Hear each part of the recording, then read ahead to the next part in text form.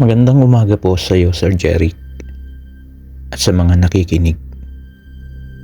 Tawagin niyo na lang po ako sa pangalang Miles ng Cabuyao, Laguna. At siyempre po, tulad ng iba na nagbahagi ng kwento sa inyo, nais ko ding maibahagi ang karanasan ni tatay na kababalaghan. Nangyari po ito, Sir Jeric, matagal ng panahon. Ang sabi ni tatay, 6 na taong gulang pa lamang ako noon. Sir Jeric, mas mabuti o mas mapapadali para sa mga makikinig kung gagamitin natin ang point of view ni tatay. Umpisahan po natin ang kanyang kwento. Isang hapon, nagpunta sa bahay ang kumpare ko. Mga 4:00 na yun ng hapon. Ang sabi ni pare, kung maaari ay ako na ang pumunta sa kausap niya. Lumipat kasi ng bahay at may mga ilang gamit pa ang kailangang ilipat. Maliliit na gamit na lang daw yon, nakakasya naman sa jeep.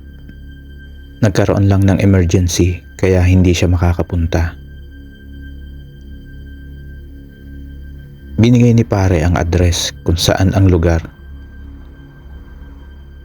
Malapit lang iyon sa Calamba. Kaya pumayag na ako. Sabi ko, sige, walang problema.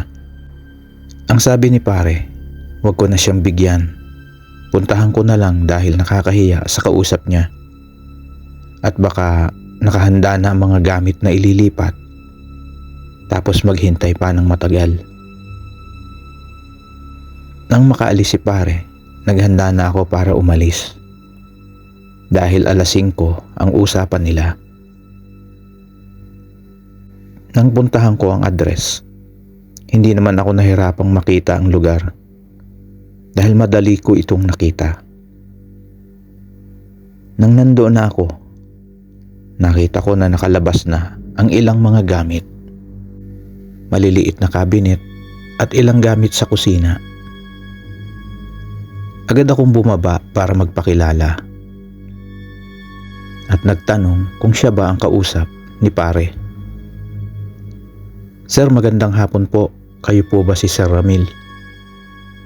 Tumango ang lalaki. Sir, ako po ang pinapunta rito ni paring Celso. Nagkaroon po kasi ng emergency sa kanila. Kaya ako po ang pinakausapan na humakot ng gamit nyo. Pasensya na raw po. Matapos namin mag-usap, tinulungan ko agad sa pagkakarga ng mga gamit yung may-ari dahil palubog na ang araw. Tinanong ko si Sir Ramil kung may gamit pa ba sa loob ng bahay. Sabi nito, oo. Isang maliit na study table sa kwarto ng anak niyang batang babae at isang kahon, yun lang daw ang naiwan. Sabi ko kay Sir Ramil, ako na ang kukuha.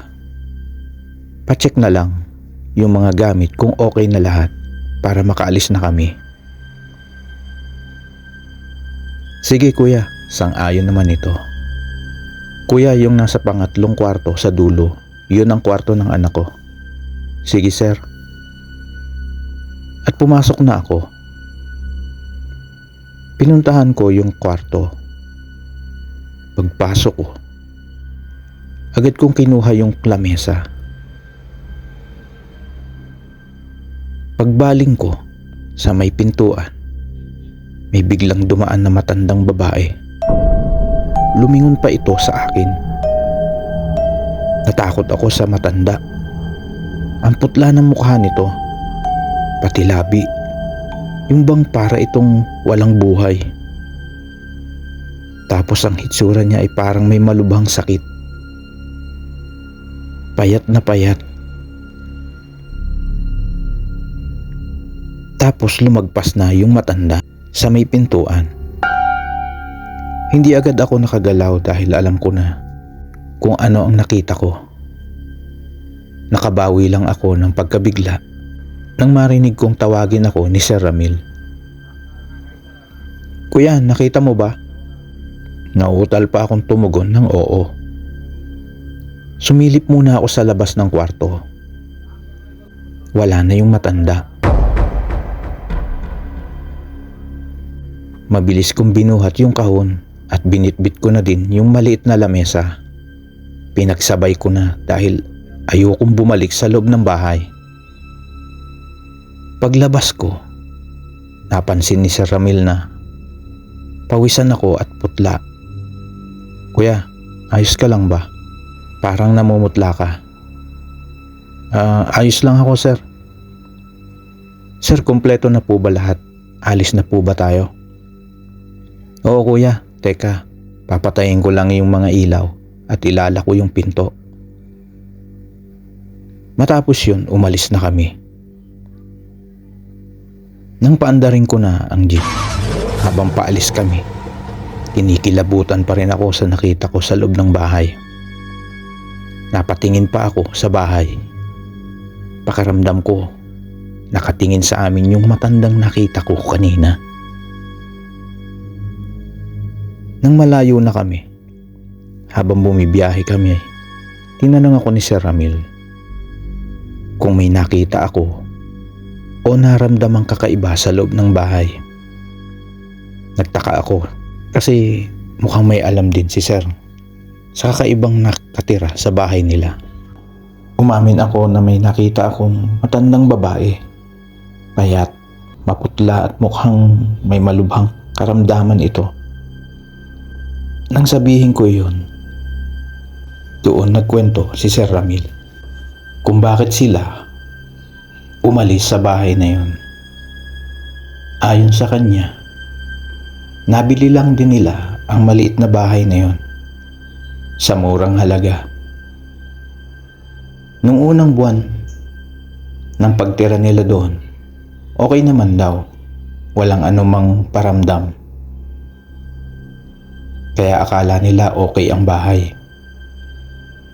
Hanggang sa isang araw, nagkaroon ng mga kakaibang nangyayari sa loob ng bahay. Madalas, may naririnig silang dumaraing na matanda. Hindi naman daw galing sa kapitbahay dahil medyo malayo ang pagitan ng mga bahay para marinig nila yun. Minsan, may kakatok sa pintuan ng kwarto. Pag tinignan nila, walang tao. Minsan magigising ang anak nila sa pagtulog dahil may yumuyog-yug daw sa kama ng bata. At mapapasigaw na lamang ito sa takot. Ang malala daw ay nang isang gabi na natutulog ang anak nila. Ayon kay Sir, nagising ang bata dahil siguro naramdaman na may tumabi sa kanya sa kama. Nang magmulat ng mga mata ang bata at tignan kung sino, isang matandang babaeng payat ang katabi ng bata. Doon na napasigaw ang bata. Nang puntahan nila, wala na ang matandang babae na sinasabi ng anak nila.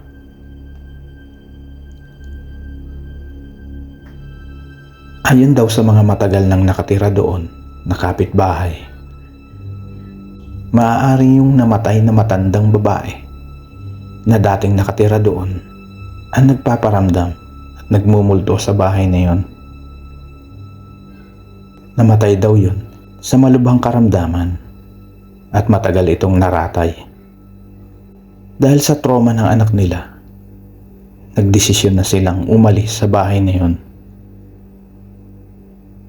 Sir Jeric, sa kwento po ni tatay na ito, binago ko po ang ilang pangalan ng mga tao para po sa personal at pribado nilang buhay. Salamat at hanggang dito na lang po, Sir Jeric.